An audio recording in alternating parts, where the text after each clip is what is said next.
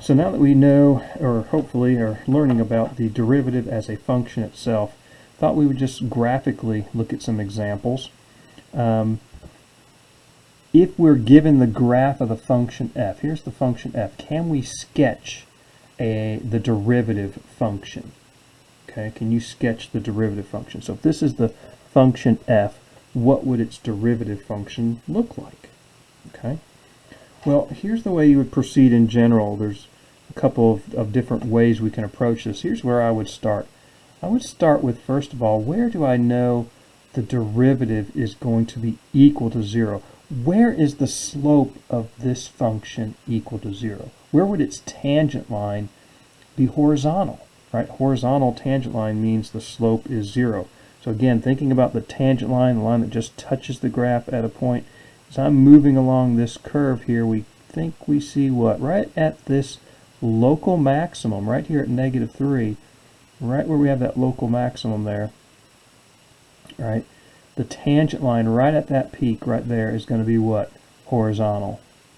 That means if I were to drop down, dash line just for reference here, right, to -3, then that is going to be a point on the derivative function, -3, 0. Because at -3, our function, of course the value of our function at -3 is about 2.4 or whatever, but the slope of our function at -3 is 0. Okay. Where else is the derivative going to be 0? I hope you're saying down here at x equal 2, right? All right, down here at x equal 2, the tangent line would be horizontal, and therefore we're going to have that derivative 0 there. Okay, so there's my start. I've got 2 points on my entire graph, right? We've got some work to do. Okay, well, let's see what's happening in between here. What's the graph look like in between here? Well, at any value of x between -3 and 2, right, think about the slope of the tangent line at any point here. Let's say at -2, what's the slope going to be there at -2? Well, clearly, if I just touch it and estimate, the slope is going to be what? Negative. Our line is decreasing, right? And what is that slope about? Let's try and just estimate, just touch there. Let's estimate here. Going from this point down, it's almost 2 down, a little less than 2, and over 1, 2, right? Almost 2 down and then over 1, 2. So it's almost what? Negative, almost down 1 over 1, down 1 over 1. Very close to -1, right? Maybe just a tad larger than -1. Okay, closer to 0. So I would say at -1 we should have, right, the derivative value being here at x equal -2. Rather, the output should be -1. What about at x equal -1? X equal -1 is this point on the graph. So what's the slope of our tangent line now? What's the slope of this line here? What's the slope of this line here? Well, now going from here we go down about 1.5 over 1, right? Down 1.5 over 1, roughly, right? And so at -1 the slope is about -1.5. Okay. In fact, any point between x equal -3 and +2, it appears the slope will be negative, right? What about at 0? If I go to 0, again, the slope is pretty close to what? Going down 1 to down 1.5 rather over 1, about the same thing, about -1.5. Okay. But somewhere in here is, you know, and then well, let's go back to 1. At 1, what's the slope going to be? Now it's not as steep, right? Here it was steeper. Now we're not as steep, but we're still negative. All right, if I just touch that graph there, now I'm talking about going down about 1 over 1. It's a slope of about -1 again. Okay. But the idea is, as I move from x equal -3 to x equal 2, the slope of the tangent line, right, becomes negative, and it gets more and more negative, right, as I move from left to right, until somewhere in here, right, we reach sort of the maximum negative, maybe right at around -0.5, we're at the steepest portion. And so the graph of the function, if I sort of follow this trend, the graph of my derivative looks like this. So it's always negative, right? The value of the function is always negative. It's below the x-axis. Gets more and more negative, reaches sort of some most negative value, and then it comes back up to 0, right? At negative at x equal 2. Again, the slope was 0. Okay, so there's between negative 3 and 2, basically roughly a sketch of our derivative function. Now let's look at for values greater than 2. At any point now on our graph, what would you say about the tangent line? What would you tell me about the slope of the tangent line? Well, it's going to be what? Positive, right? So let's say at 3, right? If I just touch right there, then what's my slope going to be there? It's about over 1 up 1, 1.5 again, roughly. It's about 1.5. I don't know, maybe a little bit more, right? But what about at 4? By the time I get to 4, what's that slope going to be? Well, now much steeper, right? Much steeper tangent line. Right? So now we're going over. That just going over 1 and going up 1, 2, 3, 3.5 almost. So a slope of about 3.5. Okay. But the bottom line is the slope as we move from left to right is always positive, but it's getting more positive, right? This line is getting steeper and steeper as we move up this. And so it kind of makes sense that we're going to continue upward in that direction there. Same thing over here. If I pick any point for x less than negative 3, pick any point here, what's the slope of the tangent line right at x equals negative 4? What's that slope going to be? Again, it's positive, right? And it's about what? Go over 1, up 1.5 about, maybe. So again, it's about 1.5, right? There. And then at negative 5, what's the slope at negative 5? Again, it's positive, but we have a much steeper line there. All right, so if I had to guesstimate, it goes over 1 and up 1, 2, 3, almost 4. Okay. So there's the trend. Right? So here is the rough sketch then of my derivative.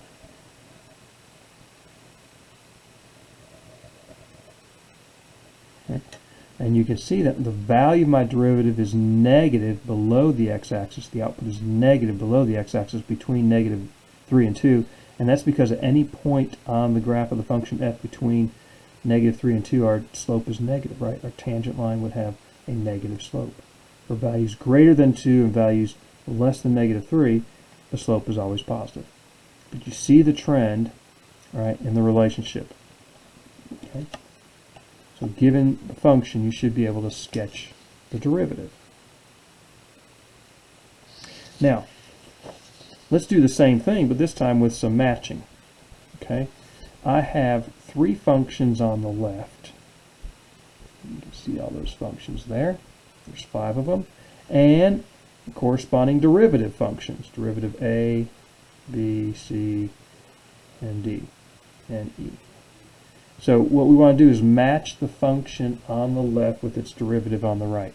Out of all these functions, all right, here's a linear function. These look like maybe quadratic functions, parabolas maybe, and these maybe are degree 3 or higher polynomial functions. Which one is the most simplest function to work with? What's the simplest function to work with out of these 5? Well, I think the answer would be what? This one here. In fact, what did we learn in the last, what's the slope at any point on this line going to be? What's the slope at any point on this line going to be? Well, we know it's going to be equal to the slope of the line, because if I pick any point and find the tangent line, just touch, right? I'm going to coincide. So linear functions we actually did this in the last video lecture, the whole lecture series we did last time about the derivative, the definition of the derivative at a point. We went ahead and showed that the derivative for any function that is linear is equal to the slope. Okay. Well, what do you know about the slope of this line? And you can, I'm not giving you any scale here, so you don't know what the numbers represent, but we do know it's positive, right? So what would the derivative look like? What would the derivative look like? It's constant. The derivative is constant function. What's a constant function look like? Which one of these are constant functions? A, B, C, D, or E? Answer, D, right? It's a constant function, right? The derivative is never 0, right? It's always some positive number for any value of x. So this is the derivative, d is the derivative of this function here. Okay. Now, when we look at the other ones, what's the next easiest level to go to? Well, I think these two are next. Notice a question I might ask based on what we did is how many times is the derivative going to be equal to 0 with these two guys? The derivative is going to be equal to 0 once, right? Right here at this point at the bottom of our parabola here, whatever this is, the derivative is going to be 0 because we have a horizontal tangent line. Same right about here for this function, right? We've got horizontal tangent line. Okay, so right about there, we're going to cross the x-axis once. If you look at these two functions, where are they going to be 0 at? Well, they've got two locations, right? This local max and this local min, or this local min and this local max. They've got two. Okay, so which two graphs are candidates for the derivatives of these two functions? We're looking for the function that has 1, 0, crosses the x-axis once. Well, it's not this one. This crosses the x-axis twice. This one crosses it once, and this one crosses it once. So A or B are going to be these guys' derivatives. Well, let's look at this middle one, the third one down. How can we tell which derivative is its? Is it A or is it B? Well, if I look at any point, right, we have this 0, right, which corresponds to both of these functions' zeros, right? So that matches. But if I take a look for values of x less than this point where the derivative is 0, if I look back here, what's the derivative at any point going to be on this graph? Right? The derivative is the slope of the tangent line. Tangent line has a slope that's negative. So the derivative is negative for values to the left, right? And then we're 0, and then values to the right, what do we know? The slope is now positive, so we change from negative to positive. Which one changes from negative to positive? This one here, right? It's negative below the x-axis, then it changes to positive. So B is this third one's derivative, and A, obviously, then is this fourth one's derivative. And you can see its derivative changes from what? Slope at any point here is positive, 0 right at that point, and then what? Slope is negative, so we're changing from positive to negative. Okay. Well, that leaves two more. These two guys here, obviously, they're going to be either C or E. They both have those zeros that we talked about, right, where we have horizontal tangent lines. So which is which? Well, notice for this first one here, between these points, if I pick any point on this portion of the curve, what do I know about the tangent line? It's going to have a slope that's negative. So the derivative is negative between. As opposed to here, what do we know? The derivative is what? Positive in between. So which one of our derivatives has the derivative negative between these points where the derivative is 0? Answer B, right? Between these 2 points where it's 0, what do we know about the derivative? It's below the x-axis, it's negative. So B, derivative B, goes with this one, and that leaves derivative E for this one, right, in between the points where the derivative is 0.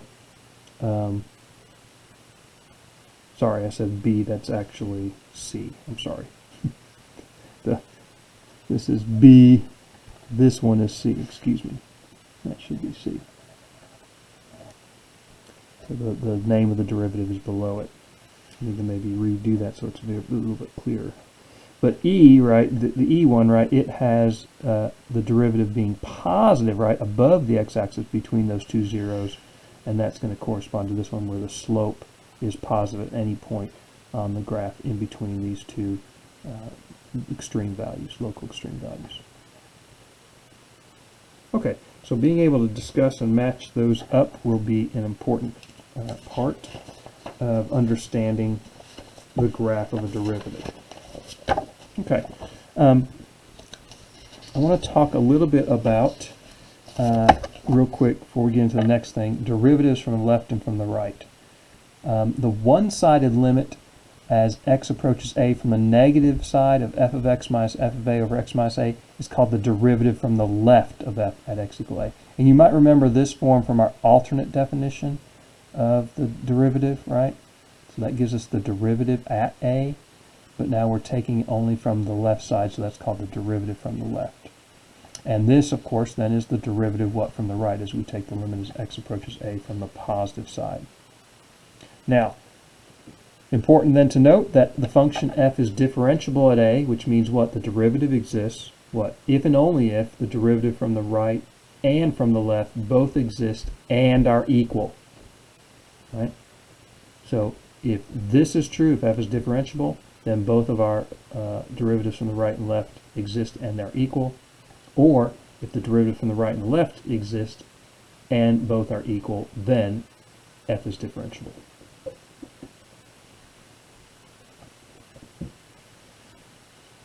Now, I hinted at this in the last video. When might a function not be differentiable? So let's talk about differentiability and let's talk about continuity. Well, first of all, if f is not continuous at x equal a, then f is not differentiable. If f is not continuous, then f is not differentiable. Now, usually this fact is stated in the contrapositive form, and that is, if f is differentiable at x equal a, then f must be continuous. So if f is not continuous, then f is not differentiable. Therefore, if f is differentiable, then it must be continuous. So differentiability is a little bit more powerful than continuity, and we're going to explain why. This is not an if and only if statement. This was an if and only if statement, meaning if this part on the left is true, then this statement on the right is true. And if this statement on the right is true, then the statement on the left is true. Well, this is not if and only if. In other words, it is true that if f is differentiable, then f is continuous. It is not necessarily true that what? If f is continuous, that it is then differentiable. So there are functions that are continuous but not differentiable. And I want to illustrate that. When do we have cases where a function is continuous but not differentiable? Well, let's look at the absolute value function. Most of you are familiar with this function, I hope. The graph looks like this, right? And we've got a sharp point right here at x equals 0. The function's continuous everywhere because for values other than 0, for values less than 0, it's just a line of slope -1. And for values greater than 0, it's just a line of slope +1. Right? And if you think about what's the derivative from the right, well, if as I approach from the right, what's the slope at any point on this line? It's always +1, right? The tangent line coincides with this line, and this line has a slope of what? 1. Go up 1 over 1, up 1 over 1. It's always +1. So as I approach it from the right, I'm going to get +1. And I've done this algebraically if you want to think about it. It simplifies down to, right, if I plug in f of 0 is going to be 0, x minus 0 is x, I get the absolute value of x over x. And if you plug in any value of x greater than 0 into this, you always get +1. Right? Absolute value of 2 over 2 is 1, absolute value of 1 over 1 is 1, absolute value of 0.1 over 0.1 is 1, and so on. However, as I approach from the left, what's the slope at any point? This has a slope that's negative, right? Go down 1 over 1. So the slope is always -1. So as I take the limit as x approaches 0 from the negative side, I'm getting -1. So notice the derivative from the left and the derivative from the right are not equal. They both exist, but they're not equal. So what's that mean about the limit as x approaches 0 of f of x minus f of 0 over x minus 0? That does not exist. So the function is not differentiable at x equals 0. So the bottom line is we've got a sharp turning point here. Slope approaching here is +1. Slope approaching here is -1. We don't have a slope. And you can kind of see the problem. If I said, what's the tangent line right at that point? Well, there's a lot of points that just touch locally at that point. And we have problems. So function is not differentiable at that sharp turning point, or sometimes we talk about something called cusp. Okay. That's one way we can be continuous. This function is continuous, right? There's no holes, gaps, jumps, or anything, right? This is a continuous function, but it's not differentiable at 0. It's continuous at 0, but not differentiable at 0. Here's another function, the cube root function, right? Cube root of x, or x to the 1/3 power. This function is continuous on its entire domain.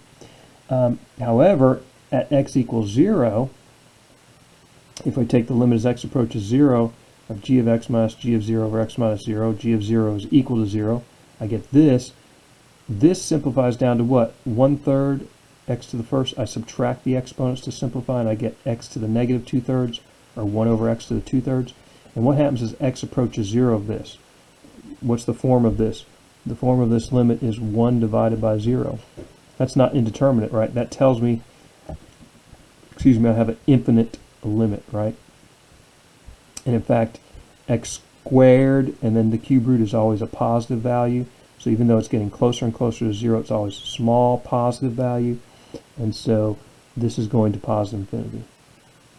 Right? And we can see that as I move from left to right along here, what's the slope at, say, x equal -4? It's some positive value, right? But as x gets closer to 0, these slopes get a little bit steeper, right? The value of the slope gets bigger, right? By -1, the slope of this line is bigger. And then it begins to really move in, right? As we get to -1/2, the slope is growing bigger and bigger. And as we get closer and closer to 0, what's happening? What are we approaching as far as the tangent line? It's approaching what sort of line? Right at, we have a tangent line right at x equals 0, but what do we know about that line? It's going to be vertical. Right? It's going to be vertical, which means that the slope does not exist. The derivative is the slope, therefore the derivative does not exist. Okay. So there's another case. If we have a vertical tangent line, then the function is not differentiable. So it's continuous but not differentiable. So in summary, we see these last two examples illustrate that a function can be continuous but not differentiable if it has a sharp corner, a sharp turn, or sometimes called a cusp, or the function has a vertical tangent line. So in summary, a function is not differentiable if it's not continuous, discontinuous at x equal a, has a sharp turning point or corner at x equal a, has a vertical tangent line at x equal a. Okay? So differentiability implies continuity. That's more powerful. If you're differentiable, you're definitely continuous. But continuity doesn't imply differentiability because one of these two cases can happen, for instance. And there's other cases as well, but these are the main two. Okay? So let's make sure that we thoroughly understand this. I've got a graph of a function here. I want to know what values, let's review from before. When is this function h not continuous? Where do we have holes, gaps, jumps, vertical asymptotes, etc., etc.? Well, just emphasize here that this is the point h of 0 is 5. This is an open circle here. Clearly we have at 0 it's not continuous, right? Not continuous. There's also a hole right here, right at x equal -3, right?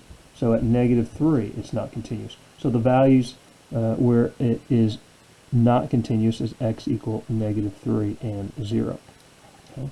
So now I ask what values is the function not differentiable? Well, we just said if it's not continuous, it's not differentiable. And so we're going to include these two values in the list, right? Where else, though? It's continuous everywhere else. So I have a hole there, I have a gap here, jump, and everywhere else we're continuous. However, we're not differentiable where? At -5 and at -1. Why? Because of those sharp turning points, right? The sharp turning points we talked about. So at -5 and at -1. Where else? Well, apparently it looks like right at 2, what happens? Right at 2, what do we have here? There is a vertical tangent line. Right? As we move from left to right along the curve, the tangent line is approaching what? Right at that point, a vertical tangent line. Slope is undefined. It is not differentiable at 2 either.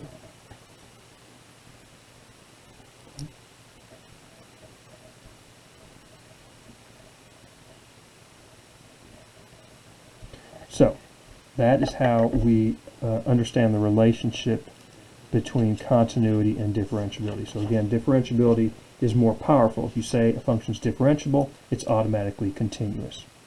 It's continuous doesn't mean it's going to be always differentiable, especially at sharp turning points and vertical tangent lines.